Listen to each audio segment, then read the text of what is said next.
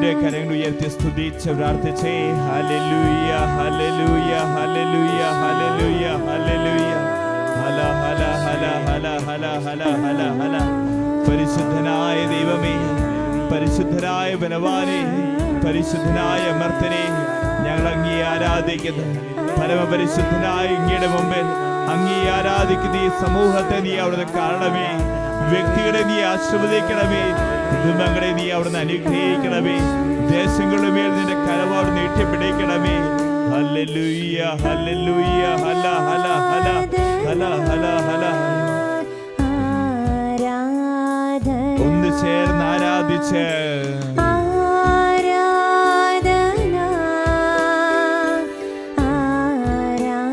പരിശുദ്ധ അമ്മയോടൊപ്പം ആരാധിച്ച് മാലാഖമാരോടൊപ്പം ആരാധിച്ച് വിശുദ്ധാത്മാക്കളോടൊപ്പം ആരാധിച്ച് സ്വർഗവാസികളോടൊപ്പം ആരാധിച്ച് രക്തസാക്ഷികളോടൊപ്പം ആരാധിച്ച് കരങ്ങൾ കൂപ്പി ആരാധിച്ച്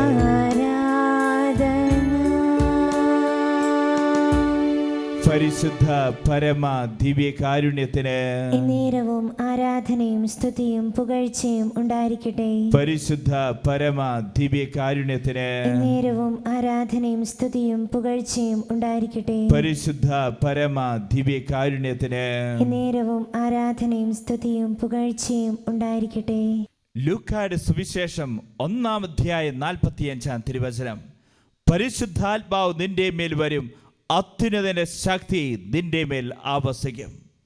പഴയ നിയമത്തിൽ നാം കാണുന്നുണ്ട്, ദൈവത്തിൻ്റെ പരിശുദ്ധാത്മാവ് നിറഞ്ഞ ഒരു സ്ഥലമുണ്ടായിരുന്നു. അത് വാഗ്ദാന പേടകം എവിടെയായിരുന്നു? അവിടെയായിരുന്നു ദൈവത്തിൻ്റെ സാന്നിധ്യം നിറഞ്ഞിരുന്നത്. അതിനെക്കുറിച്ച് പുറപ്പാടിൻ്റെ പുസ്തകം 40-ാം അധ്യായം 34 മുതലുള്ള തിരുവചനങ്ങളിൽ പറയുകയാണ്. അപ്പോൾ ഒരു മേഘം സമാഗമ കൂടാരത്തെ ആവരണം ചെയ്തു, കർത്താവിൻ്റെ മഹത്വം കൂടാരത്തിൽ നിറഞ്ഞിരുന്നു. പഴയ നിയമത്തിൽ ദൈവത്തിൻ്റെ സാന്നിധ്യം നിറഞ്ഞിരുന്നതുപോലെ പുതിയ നിയമത്തിൽ ദൈവത്തിൻ്റെ നിറഞ്ഞ സാന്നിധ്യം ഉണ്ടായിരുന്ന സ്ഥലമായിരുന്നു പരിശുദ്ധ അമ്മ. ഈ അമ്മ എവിടെയുണ്ടായിരുന്നോ അവിടെയെല്ലാം പരിശുദ്ധാത്മാവ് നിറഞ്ഞിരുന്നു. എന്തായിരുന്നു വാഗ്ദാന പേടകം? ദൈവത്തെ മുഖാമുഖം ദർശിച്ച മോശ, ദൈവമായ കർത്താവ് മോശയോട് പറയുകയാണ്, ദൈവത്തിൻ്റെ സാന്നിധ്യം നിറഞ്ഞു നിൽക്കുന്നതിന് വേണ്ടി നിങ്ങൾ വാഗ്ദാന പേടകം നിർമ്മിക്കണം. ദൈവമായ കർത്താവ് വ്യക്തമായി വെളിപ്പെടുത്തൽ മോശയ്ക്ക് കൊടുത്തിട്ടുണ്ട്. അതിന് എത്രമാത്രം ഉയരം വേണം, എത്രമാത്രം വീതി വേണം, അതിൻ്റെ പുറത്തെ പ്രകാരം എങ്ങനെയായിരിക്കണം, അകത്തെ പ്രകാരം എങ്ങനെയായിരിക്കണം, വിശുദ്ധ സ്ഥലം എങ്ങനെയായിരിക്കണം, അതിവിശുദ്ധ സ്ഥലം എങ്ങനെയായിരിക്കണം, അതിൻ്റെ ഉള്ളിൽ സൂക്ഷിക്കാൻ പാടുള്ളത് എന്തൊക്കെയാണ് എന്ന് ദൈവമായ കർത്താവ് മോശയ്ക്ക് വെളിപ്പെടുത്തി കൊടുക്കുകയാണ്. ഇസ്രായേൽ ജനം മരുഭൂമിയുടെ ഈ മരുഭൂമിയുടെ യാത്രയിൽ പുരോഹിതർ ഈ വാഗ്ദാന പേടകവും ചുമന്നുകൊണ്ട് മുമ്പേ നടന്നീങ്ങുമായിരുന്നു. അതുകൊണ്ട് ദൈവത്തിൻ്റെ സാന്നിധ്യം അവർ അവിടെ യാത്രകളെ മുഴുവൻ ഉറപ്പിച്ചിരുന്നു. ദൈവത്തിൻ്റെ പരിശുദ്ധാത്മാവിന് അഭിഷേകം ഉണ്ടെങ്കിൽ മാത്രമേ അവർ യാത്ര പുറപ്പെട്ടിരുന്നുള്ളൂ. അതിനെക്കുറിച്ച് പുറപ്പാടിൻ്റെ പുസ്തകം 40-ാം അധ്യായം 35 മുതലുള്ള തിരുവചനങ്ങൾ കാണാൻ സാധിക്കും. മോശയ്ക്ക് സമാഗമ കൂടാരത്തിൽ പ്രവേശിക്കാൻ കഴിഞ്ഞില്ല. കാരണം മേഘം അതിനെ ആവരണം ചെയ്തിരുന്നു. കർത്താവിൻ്റെ മഹത്വം കൂടാരത്തിൽ നിറഞ്ഞിരുന്നു. മേഘം കൂടാരത്തിൽ നിന്ന് ഉയരുമ്പോഴാണ് ഇസ്രായേൽ ജനം യാത്ര പുറപ്പെട്ടത്. മേഘം ഉയർന്നില്ലെങ്കിൽ അത് ഉയരുന്ന ദിവസം വരെ അവർ പുറപ്പെട്ടിരുന്നില്ല. കണ്ടോ പ്രിയപ്പെട്ടവരെ, ഇസ്രായേൽ ജനം ദൈവത്തിൻ്റെ സാന്നിധ്യം ഉറപ്പിക്കുകയാണ്. എങ്കിൽ മാത്രമേ അവിടെ യാത്ര തുടരുന്നുള്ളൂ. മേഘം എന്ന് പറയുന്നത് ദൈവത്തിൻ്റെ പരിശുദ്ധാത്മാവാണ്. പഴയ നിയമത്തിൻ്റെ വാഗ്ദാന പേടകത്തിൽ 3 കാര്യങ്ങളാണ് സൂക്ഷിക്കുവാൻ വേണ്ടി ദൈവമായ കർത്താവ് മോശയോട് അവിടുന്ന് അരുൾ ചെയ്തത്. ഒന്നാമതായി അവർ സൂക്ഷിച്ചു കൽഫലകങ്ങൾ. എന്തായിരുന്നു കൽഫലകങ്ങൾ? നമുക്ക് കാണാൻ സാധിക്കും. ദൈവമായ കർത്താവ് മോശയ്ക്ക് സീനായ് മലയിൽ വെച്ച് നൽകിയ 10 കൽപ്പനകളാണ് കൽഫലകങ്ങൾ. അത് വാഗ്ദാന പേടകത്തിൽ സൂക്ഷിച്ചിരുന്നു. 2 മന്ന. ഇസ്രായേൽ ജനത്തിന് മരുഭൂമിയിലൂടെ നടന്നു നീങ്ങിയപ്പോൾ അവർക്ക് വിശന്നു. ദൈവമായ കർത്താവ് അവർക്ക് ഭക്ഷിക്കുവാനായി മന്ന നൽകി. അതിൻ്റെ ഒരോഹരി അവർ വാഗ്ദാന പേടകത്തിൽ അവർ സൂക്ഷിച്ചിരുന്നു. 3, അഹ്റോന്റെ തളർത്ത വടി. അത് സൂചിപ്പിക്കുന്ന പൗരോഹിത്യത്തെയാണ്. നിത്യപുരോഹിതനായ പൗരോഹിത്യത്തിൻ്റെ സാന്നിധ്യം അവർ അവിടെ യാത്രകളിൽ ഉറപ്പിച്ചിരുന്നു എന്നുള്ളതാണ്. എന്നാൽ പുതിയ നിയമത്തിൻ്റെ വാഗ്ദാന പേടകമാണ് പരിശുദ്ധ അമ്മ. ഈ പരിശുദ്ധ അമ്മയാവുന്ന വാഗ്ദാന പേടകത്തിൽ ഈ 3 കാര്യങ്ങളുണ്ട്. അതുകൊണ്ടാണ് പരിശുദ്ധ അമ്മയെ നാം വണങ്ങുന്നത്. പരിശുദ്ധ അമ്മയിൽ ദൈവത്തിൻ്റെ വചനമുണ്ട്. പരിശുദ്ധ അമ്മയിൽ വിശുദ്ധ കുർബാനയുണ്ട്. പരിശുദ്ധ അമ്മയിൽ നിത്യപുരോഹിതനായി യേശുവുണ്ട്. നമ്മളൊന്ന് തിരിഞ്ഞു നോക്കി. വാഗ്ദാന പേടകത്തിൽ കൽഫലങ്ങളാണെങ്കിൽ പുതിയ നിയമത്തിന്റെ വാഗ്ദാന പേടകമായ പരിശുദ്ധ അമ്മ ദൈവത്തിന്റെ വചനം കൊണ്ട് നിറഞ്ഞവള. നിങ്ങൾ എന്നിൽ വിശ്വസിക്കുകയും എൻ്റെ വചനം അനുസരിക്കുകയും ചെയ്താൽ ഇഷ്ടമുള്ളത് ചോദിച്ചു കൊള്ളുക, നിങ്ങൾക്ക് അത് ലഭിക്കും. സ്വർഗത്തിന് നിഷേധിക്കാൻ കഴിയാത്ത മാധ്യസ്ഥമാ പരിശുദ്ധ അമ്മയുടെ മാധ്യസ്ഥം. അതിന് കാരണം എന്താ? നിങ്ങൾ എന്നിൽ വിശ്വസിക്കുകയും എൻ്റെ വചനം അനുസരിക്കുകയും ചെയ്തത് ആരാണെന്ന് ചോദിച്ചു കഴിഞ്ഞാൽ അത് പരിശുദ്ധ അമ്മയാ. അതുകൊണ്ടാണ് അമ്മയുടെ മാധ്യസ്ഥം സ്വർഗത്തിന് നിഷേധിക്കാൻ കഴിയാത്തത്. വീണ്ടും കാണാൻ സാധിക്കും, പരിശുദ്ധ അമ്മയാവുന്ന വാഗ്ദാന പേടകത്തിൽ വിശുദ്ധ കുർബാനയുണ്ടായിരുന്നു. പഴയ നിയമത്തിന്റെ വാഗ്ദാന പേടകത്തിൽ മന്നയായിരുന്നുവെങ്കിൽ പുതിയ നിയമത്തിന്റെ പരിശുദ്ധ അമ്മയാവുന്ന വാഗ്ദാന പേടകത്തിൽ വിശുദ്ധ കുർബാനയുണ്ട്. അവൾ തൻ്റെ ഉദരത്തിലും ഹൃദയത്തിലും യേശുവിനെ വഹിച്ചവളാ. അവൾ തൻ്റെ ഹൃദയത്തിലും ഉദരത്തിലും യേശുവിനെ വഹിച്ചവളാ. അതുകൊണ്ട് തന്നെ നമ്മൾ ഓരോരുത്തരും തിരിച്ചറിഞ്ഞോ, അവൾ ആദ്യത്തെ സക്രാരിയ, ആദ്യത്തെ ദീപികാരുടെ പ്രതിഷ്ഠ നടത്തിയവള് പരിശുദ്ധ അമ്മയ. യൂദയായിലെ മലമ്പ്രദേശത്തിലൂടെ അവൾ തിടുക്കത്തിൽ എലിസബത്തിന്റെ ഭവനത്തിലേക്ക് യാത്രയായി എന്ന് നാം വായിക്കുമ്പോൾ തിരിച്ചറിഞ്ഞു, അത് ചരിത്രത്തിലെ ആദ്യത്തെ ദീപികാരുടെ പ്രദക്ഷിണമാണ്. വീണ്ടും നാം കാണുകയാണ്, ആദ്യത്തെ ബലിയർപ്പണം കാൽവരിയുടെ നെറുകയിൽ നടന്നപ്പോൾ ആ ബലിയർപ്പണത്തിന് മുമ്പിൽ, ആ വിശുദ്ധ കുർബാനയ്ക്ക് മുമ്പിൽ ആദ്യത്തെ ബലിയർപ്പണം കാൽവരിയുടെ നെറുകയിൽ ചുട്ടെടുത്തപ്പോൾ അതിനു മുമ്പിൽ ചങ്ക് പതറാ നിന്നവള പരിശുദ്ധ അമ്മ. ഈ പരിശുദ്ധ അമ്മയെ സഭാപിതാക്കന്മാർ വിളിക്കുന്ന ദീപികാരുണ്യത്തിന് നാഥ എന്നാണ്. വിശുദ്ധ ജോൺ പോൾ രണ്ടാമൻ മാർപ്പാപ്പ പറയുകയാണ്, ദീപികാരുണ്യത്തെ യഥാർത്ഥത്തിൽ മനസ്സിലാക്കണമെങ്കിൽ ദീപികാരുണ്യത്തിന് നാഥിയായ പരിശുദ്ധ അമ്മയുടെ പാദത്തെങ്കിൽ ഇരിക്കണം. കാരണം അവൾ ദീപികാരുണ്യത്തിന് നാഥിയാണ്. അതുകൊണ്ട് തന്നെ പരിശുദ്ധ അമ്മയാകുന്ന വാഗ്ദാന പേടകത്തിൽ പരിശുദ്ധ കുർബാനയുണ്ട്. അതുകൊണ്ടാണ് പരിശുദ്ധ അമ്മയുടെ മുമ്പിൽ നാം കടന്നു വരുമ്പോൾ അവളെ വണങ്ങുന്നത്. വീണ്ടും നാം കാണുകയാണ്, പഴയ നിയമത്തിന്റെ വാഗ്ദാന പേടകത്തിൽ അഹ്റോന്റെ തളർത്ത വടി സൂക്ഷിച്ചിരുന്നുവെങ്കിൽ പുതിയ നിയമത്തിന്റെ വാഗ്ദാന പേടകമായ പരിശുദ്ധ അമ്മയിൽ നിത്യപുരോഹിതനായി യേശുവുണ്ട്. അതുകൊണ്ട് അവൾ പുതിയ നിയമത്തിന്റെ വാഗ്ദാന പേടകമാണ്. ഇസ്രായേൽ ജനം അവിടെ യാത്രകളിൽ ഈ വാഗ്ദാന പേടകം ചുമന്നുകൊണ്ട് അവർ മുന്നോട്ട് നീങ്ങിയെങ്കിൽ ഈ കാലഘട്ടത്തിന്റെ പ്രിയപ്പെട്ട മക്കളെ, ഞാനും നിങ്ങളുമെല്ലാം പരിശുദ്ധ അമ്മയാവുന്ന ഈ വാഗ്ദാന പേടകത്തെ ഹൃദയത്തെ ചേർത്ത് പിടിച്ചുകൊണ്ട് നാം മുന്നോട്ട് നീങ്ങേണ്ടത്. പിതാവായി ദൈവം രൂപപ്പെടുത്തിയവിടെ പരിശുദ്ധ അമ്മ. ഇതുപോലെ തന്നെ പഴയ നിയമ ജനത വളരെ പൂജ്യമായി കൊണ്ടുപോയി നടന്നവള ആ വാഗ്ദാന പേടകം. ഇതുപോലെ തന്നെ ഈ കാലഘട്ടത്തിൽ ഞാനും നിങ്ങളുമെല്ലാം ഒരു ജപമാല പ്രാർത്ഥന ചൊല്ലി പ്രാർത്ഥിക്കുമ്പോൾ ഈ അമ്മ എൻ്റെ ചങ്കിലേക്ക് ഇറങ്ങി വരാം. ഈ ബോധ്യമുണ്ട്. അതുകൊണ്ട് സഭാപിതാക്കന്മാര് നമ്മളെ ഇങ്ങനെ പഠിപ്പിച്ച് മറിയം വഴി യേശുവിലേക്ക് നമ്മൾ കാണുക. ഇസ്രായേൽ ജനം മരുഭൂമിയിലൂടെ അവർ കടന്നു എന്ന് അവസാനം അവർ കാനാനിൽ എത്തിച്ചേർന്നു. അവിടെ ഷീലോഹ എന്ന് പറയുന്ന സ്ഥലത്ത് ഈ വാഗ്ദാന പേടകം അവർ സൂക്ഷിച്ചു വെച്ചിരിക്കുകയാണ്. ദൈവത്തിൻ്റെ സാന്നിധ്യം നിറഞ്ഞ സ്ഥലമല്ലേ വാഗ്ദാന പേടകം. അവിടെയാണ് നാം 1 സാമുവേലിന്റെ പുസ്തകത്തിൽ ഹന്ന എന്ന് പറയുന്ന സ്ത്രീ വാഗ്ദാന പേടകത്തിന് മുമ്പിൽ അതിരാവിലെ വന്നിരുന്ന് കരഞ്ഞു പ്രാർത്ഥിക്കുന്ന നാം കാണുന്നുണ്ട്. ഈ ജനം മുഴുവൻ ദൈവത്തിൻ്റെ സാന്നിധ്യം അനുഭവിച്ച സ്ഥലമാണ്. പഴയ നിയമ ജനതയെ അവർ ജെറുസലേം ദേവാലയം നിർമ്മിക്കപ്പെടുന്നവരെ അവർക്ക് ദൈവത്തിൻ്റെ സാന്നിധ്യം മുഴുവൻ നിറഞ്ഞിരുന്നത് ഈ വാഗ്ദാന പേടം ഇരിക്കുന്ന സ്ഥലത്തായിരുന്നു. എന്നാൽ പ്രിയപ്പെട്ടവരെ, വീണ്ടും നാം കാണുക, ഫിലിസ്തരുമായി യുദ്ധമുണ്ടായപ്പോൾ ഏലി പുരോഹിതന്റെ മക്കൾ എന്താ ചെയ്തേ? ദൈവം ചെയ്യാൻ ആഗ്രഹിക്കാത്ത ചില കാര്യങ്ങൾ ചെയ്തു. അവർ ഈ വാഗ്ദാന പേടവും ചുമന്നുകൊണ്ട് യുദ്ധത്തിന് പോയി. പക്ഷേ ആ യുദ്ധത്തിൽ ആ ജനം പരാജയപ്പെട്ടു. ഫിലിസ്തരുടെ കയ്യിലായി ദൈവത്തിന്റെ സാന്നിധ്യം നിറഞ്ഞു നിൽക്കുന്ന വാഗ്ദാന പേടകം. എന്നാൽ ഫിലിസ്തർക്കും ആ വാഗ്ദാന പേടം അവിടെ കൊണ്ടുപോയി വെച്ചപ്പോൾ അവിടെയും എന്തെന്നില്ലാത്ത രീതിയിൽ അപകടങ്ങളും ആപത്തുകളും വരാൻ തുടങ്ങിക്കഴിഞ്ഞപ്പോൾ അവരെന്താ ചെയ്തേ? ഈ വാഗ്ദാന പേടം തിരിച്ചു കൊണ്ടുവന്ന് വീണ്ടും ഇസ്രായേലിന്റെ അതിർത്തിയിൽ കൊണ്ടുപോയി സ്ഥാപിച്ചിരിക്കുക. വീണ്ടും നമ്മൾ കാണുകയാണ്, ചരിത്രത്തിലൂടെ നോക്കിക്കഴിയുമ്പോൾ കാണുകയാണ്, വചനത്തിന്റെ താളുകളിലൂടെ നോക്കിക്കഴിയുമ്പോൾ കാണുകയാണ്, ദാവീദ് രാജാവിന് ഈ വാഗ്ദാന പേടം ജെറുസലേം ദേവാലയത്തിലേക്ക് കൊണ്ടുവരുവാനുള്ള വലിയ ആഗ്രഹമുണ്ട്. അതിനുശേഷം ജെറുസലേമിൽ ഒരു ദേവാലയം പണിയണം. എന്നാൽ പ്രിയപ്പെട്ടവരെ, ഈ ദാവീദിന്റെ നേതൃത്വത്തിൽ ഇസ്രായേൽ ജനം ഒന്ന് ചേർന്ന് ഈ വാഗ്ദാന പേടം ജെറുസലേമിലേക്ക് കൊണ്ടുവന്നു. എന്നാൽ ദൈവമായ കർത്താവ് ദാവീദിനോട് പറയുകയാണ്, നീ ദേവാലയം പണിയാൻ പാടില്ല. കാരണം നിന്റെ കരങ്ങൾ രക്തപങ്കിലമാണ്. നിന്റെ മക്കൾ ദേവാലയം പണിയട്ടെ. സോളമൻ അങ്ങനെ ദൈവത്തിന് വേണ്ടി ദേവാലയം പണിതുയർത്തുകയാണ്. അതിൻ്റെ അതിവിശുദ്ധ സ്ഥലത്ത് വാഗ്ദാന പേടം സ്ഥാപിക്കപ്പെട്ടു.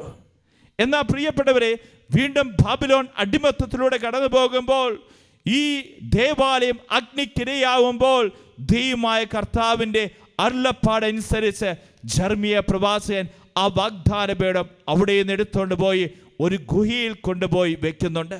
പിന്നീട് ആർക്കും ഈ വാഗ്ദാന പേടകത്തെക്കുറിച്ച് ഒരറിവുമില്ല. എന്നാൽ പ്രിയപ്പെട്ടവരെ, യഹൂദർക്ക് അന്നത്തോടുകൂടെ ഈ വാഗ്ദാന പേടം നഷ്ടപ്പെട്ടതാ. എന്നാൽ ഈ വാഗ്ദാന പേടം എവിടെയാണ് എന്ന് ദൈവമായ കർത്താവ് വീണ്ടും തൻ്റെ ജനത്തെ ഒരുമിച്ച് കൂട്ടുമ്പോൾ വെളിപ്പെടുത്തുമെന്ന് ജെറമ്യ പ്രവാചകൻ പറയുന്നുണ്ട്. എന്നാൽ ഈ വാഗ്ദാന പേടം എവിടെയാണ്?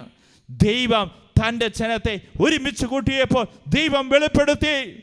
നമുക്ക് കാണാൻ സാധിക്കും, വെളിപ്പാടിൻ്റെ പുസ്തകം 11-ാം അധ്യായം 19 മുതലുള്ള തിരുവചനങ്ങൾ. സ്വർഗത്തിൽ ദൈവത്തിൻ്റെ ആലയം തുറക്കപ്പെട്ടു. അതിലവിടുത്തെ വാഗ്ദാന പേടം കണ്ടു. മിന്നൽ പിണരുകളും ഘോഷങ്ങളും ഇടിമുഴക്കങ്ങളും ഭൂകമ്പങ്ങളും വലിയ വൻമഴയും ഉണ്ടായി. സ്വർഗത്തിൽ വലിയൊരു അടയാളം കാണപ്പെട്ടു. സൂര്യനെ ഉടയാടയാക്കിയ സ്ത്രീ, അവളുടെ പാദങ്ങൾക്കിടയിൽ ചന്ദ്രൻ, ശിരസിൽ 12 നക്ഷത്രങ്ങൾ കൊണ്ടുള്ള കിരീടം. കണ്ടോ പ്രിയപ്പെട്ടവരെ, പഴയ ജനതയ്ക്ക് നഷ്ടപ്പെട്ടു പോയ ഈ വാഗ്ദാന പേടകം ജെറമ്യ പ്രവാചകൻ അരുൾ ചെയ്തു. ദൈവം തൻ്റെ ജനത്തെ ഒരുമിച്ച് കൂട്ടുമ്പോൾ ആ വാഗ്ദാന പേടം വെളിപ്പെടുത്തി കൊടുക്കുമെന്ന്. എന്നാൽ ഈ വാഗ്ദാന പേടം ഏതാണ്? നമ്മൾ കാണുകയാണ്, അവിടുന്ന് സ്വർഗത്തിൽ ദൈവത്തിൻ്റെ ആലയം തുറക്കപ്പെട്ടു. അവിടുത്തെ വാഗ്ദാന പേടം കണ്ടു. വീണ്ടും വചനം പറയുകയാണ്, സ്വർഗത്തിൽ വലിയുടെ അടയാളം കാണപ്പെട്ടു. സൂര്യനെ ഉടയാടയാക്കിയ സ്ത്രീ. പ്രിയപ്പെട്ടവരെ, പഴയ നിയമത്തിൻ്റെ ഈ വാഗ്ദാന പേടകമാണ് പുതിയ നിയമത്തിൽ പരിശുദ്ധ അമ്മ എന്ന് ഈ കാലഘട്ടത്തിൻ്റെ മക്കൾ തിരിച്ചറിഞ്ഞു. എങ്കിൽ പ്രിയപ്പെട്ടവരെ, ഈ വാഗ്ദാന പേടകം, ദൈവത്തിൻ്റെ നിറഞ്ഞ സാന്നിധ്യമുള്ള ഈ വാഗ്ദാന പേടകം ഇന്ന് എൻ്റെ കുടുംബത്തിൻ്റെ കൂടെ ഉണ്ടാവണം. എൻ്റെ വ്യക്തിപരമായ ജീവിതത്തിൻ്റെ കൂടെ ഉണ്ടാവണം. ഈ അമ്മയെ വണങ്ങുമ്പോൾ തിരിച്ചറിഞ്ഞു, ഈ അമ്മയിൽ ദൈവത്തിൻ്റെ വചനമുണ്ട്. ഈ അമ്മയിൽ വിശുദ്ധ കുർബാനയുണ്ട്. ഈ അമ്മയിൽ നിത്യപുരോഹിതനായ യേശുവുണ്ട്. നമുക്ക് പരിശുദ്ധ അമ്മയോട് ചേർന്ന് യേശുവിനെ ആരാധിക്കാം. 2 കരങ്ങളും തുറന്നു പിടിച്ചേ. എല്ലാ മക്കളും തുറന്നു പിടിച്ചൊന്ന് സ്തുതിച്ച് പ്രാർത്ഥിച്ചേ. Hallelujah, hallelujah, hallelujah. ആരാധന, ആരാധന, ആരാധന, ആരാധന. മാലാഖമാരോടൊപ്പം യേശുവേ ഞങ്ങൾ അങ്ങേ ആരാധിക്കുന്നു. വിശുദ്ധാത്മാക്കളോടൊപ്പം ഞങ്ങൾ അങ്ങേ ആരാധിക്കുന്നു. പരിശുദ്ധ അമ്മയോടൊപ്പം ഞങ്ങളും അങ്ങേ ആരാധിക്കുന്നു. പരിശുദ്ധ അമ്മയിൽ നിറഞ്ഞ വാഗ്ദാന പേടകത്തിൽ നിറഞ്ഞ എന്തൊക്കെയുണ്ടോ അതെല്ലാം ഞങ്ങളുടെ ജീവിതത്തിൽ വന്ന് നിറയട്ടെ. ദൈവത്തിന്റെ വചനം കൊണ്ട് ഞങ്ങളെ നിറയ്ക്കണമേ. വിശുദ്ധ ബലിയിലേക്ക് ഞങ്ങളെ ഓരോരുത്തരെയും അവിടുന്ന് ആനയിക്കണമേ. പൗരോഹിത്യത്തോട് സഭയോട് ചേർന്ന് നിൽക്കുവാനുള്ള കൃപ ഞങ്ങൾക്ക് തരണമേ. രണ്ട് കരങ്ങളും തുറന്നു വിളിച്ച് സ്തുതിച്ച് പ്രാർത്ഥിച്ച് യേശുവേ. ദിവ്യകാരുണ്യത്തിൻ മാതാവേ, നവ്യ സ്നേഹത്തിൻ്റെ അമ്മേ, അമ്മയോടൊപ്പം അണിചേർന്നു ഞങ്ങൾ അങ്ങേ സുതനെ വാഴ്ത്തുന്നു. എല്ലാവരും ചേർന്ന് പാടാം ആരാധന ആരാധന, സ്വർഗവാസികളോടൊപ്പം പാടാം ആരാധന മാലാഖമാരോടൊപ്പം പാടാം ആരാധന ആരാധന. പരിശുദ്ധ അമ്മ യേശുവിന്റെ ഗുരുനാഥിയ, പരിശുദ്ധ അമ്മ യേശുവിന്റെ ഗുരുനാഥിയ. യേശു ഈ അമ്മയുടെ മുഖത്തേക്ക് നോക്കിയ, ഈ അമ്മയുടെ മുഖത്ത് നിന്ന് യേശു പഠിച്ചത് മുഴുവൻ പഴയ നിയമത്തിന്റെ വാഗ്ദാന പേടകമായിരുന്നു. എങ്കിൽ പുതിയ നിയമത്തിന്റെ വാഗ്ദാന പേടകമായി പരിശുദ്ധാമ്മയിൽ ദൈവത്തിന്റെ പരിശുദ്ധാത്മാവ് നിറഞ്ഞു നിന്നു. തെറ്റിൽ കുരുക്കപ്പെട്ട സ്ത്രീയെ യേശുവിന്റെ മുമ്പിൽ അവർ കൊണ്ടുവന്നു. എല്ലാവരും പറഞ്ഞു, അവൾ പാപം ചെയ്തവളാ, പാപം ചെയ്തവളാ. കരങ്ങളിൽ ഉണ്ടക്കല്ലം പിടിച്ചുകൊണ്ട് അവളെ കല്ലെറിയാൻ വേണ്ടി നിൽക്കിയ ആ തെറ്റിൽ കുരുക്കപ്പെട്ട സ്ത്രീയെ യേശു നോക്കിയപ്പോൾ യേശു കണ്ടത് മറ്റാരുടെ മുഖമല്ല, പരിശുദ്ധ അമ്മയുടെ മുഖമാ. ഇതുപോലെ തന്നെ തെറ്റിൽ കുരുക്കപ്പെട്ടവളായി കല്ലെറിയപ്പെടേണ്ടവളായിരുന്നു പരിശുദ്ധ അമ്മ. വിവാഹത്തിന് മുമ്പ് ഗർഭിണിയായി കാണപ്പെട്ടു. എന്നാൽ നീതിമാനായ യോസേപ്പ് സ്വർഗത്തോളം കാരുണ്യം കാണിച്ചുകൊണ്ടല്ലേ എനിക്ക് ഈ ലോകത്തിൽ വന്ന് ജനിക്കാൻ സാധിച്ചത്. തെറ്റിൽ കുരുക്കപ്പെട്ട സ്ത്രീയെ കണ്ടപ്പോഴും യേശുവിന് തൻ്റെ അമ്മയുടെ മുഖമാ അവിടുന്ന് പതിഞ്ഞത്. യേശുവിൻ്റെ ഗുരുനാഥിയെ പരിശുദ്ധ അമ്മ. നമുക്ക് നമ്മുടെ തെറ്റുകളെല്ലാം കർത്താവിന്റെ സന്നിധിയിലേക്ക് നമുക്ക് ഈ സമയം സമർപ്പിച്ച് പ്രാർത്ഥിക്കാം. നമ്മെ വിശുദ്ധീകരിക്കാം. തെറ്റിൽ കുരുക്കപ്പെട്ട സ്ത്രീയോട് യേശു പറഞ്ഞതുപോലെ നമ്മോടും യേശു പറയും, മേലി പാപം ചെയ്യരുത്. കർത്താവിന്റെ കരുണ നമ്മുടെ മേൽ അവിടുന്ന് ഒഴുകും. ദിവ്യകാരുണ്യത്തിന്റെ നാഥിയായ പരിശുദ്ധ അമ്മയോട് ചേർന്ന് നമുക്ക് യേശുവിനെ ആരാധിക്കാം. രണ്ട് കരങ്ങളും തുറന്നു പിടിച്ച് നമ്മുടെ തെറ്റുകളെല്ലാം കർത്താവിന്റെ സന്നിധിയിലേക്ക് ഒന്ന് ചേർത്ത് വെച്ച്, നമ്മുടെ പാപങ്ങളും കുറവുകളും എല്ലാം കർത്താവിന്റെ സന്നിധിയിലേക്ക് ഒന്ന് ചേർത്ത് വെച്ച് വിളിച്ച് പ്രാർത്ഥിച്ച് യേശുവേ യേശുവേ എന്ന് വിളിച്ച്, അധരം തുറന്നു വിളിച്ച് വിളിച്ചുണരട്ടെ യേശുവേ.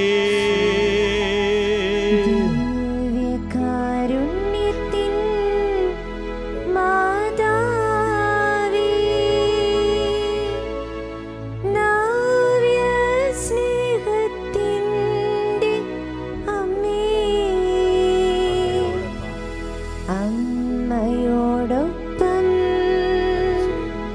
അണിചേർന്നു ഞങ്ങൾ അങ്ങേ സുതനെ വാഴ്ത്തുന്നു. ഒന്ന് ചേർന്ന് ആരാധിച്ചേ.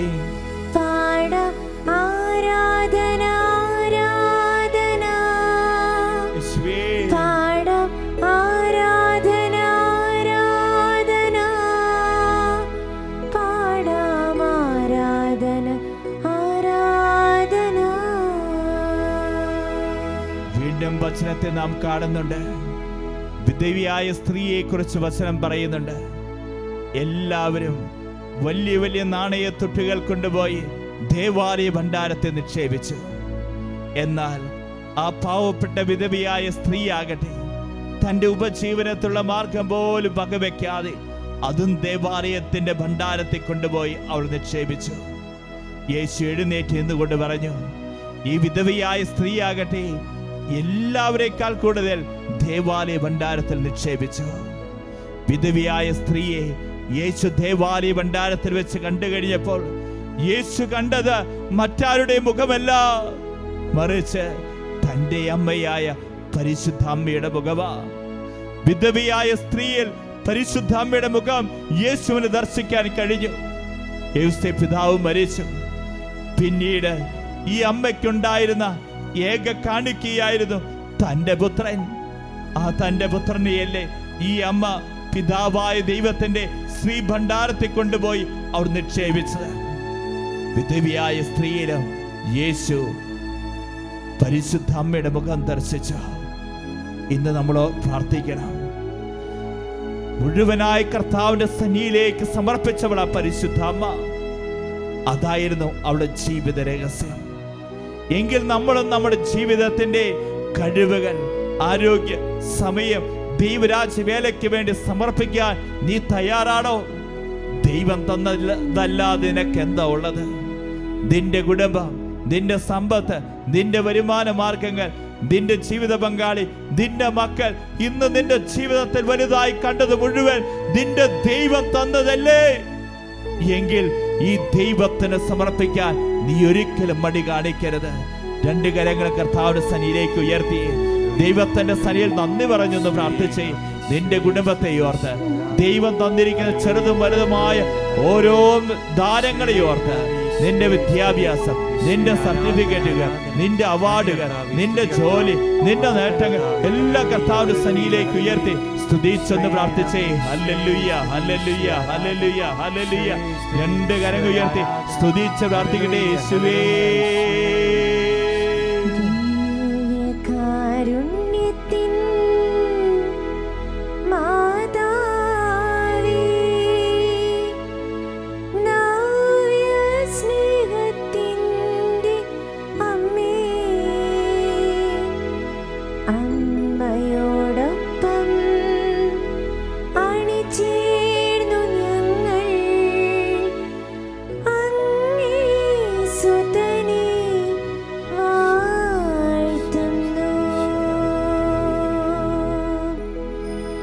പരിശുദ്ധ